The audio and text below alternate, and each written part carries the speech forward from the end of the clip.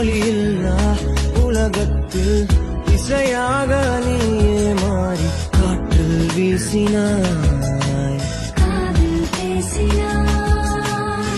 மொழியில்லா மௌனத்தில் விழியாலே வார்த்தை கோர்த்து கண்ணால் பேசினாய். 100 ஆண்டு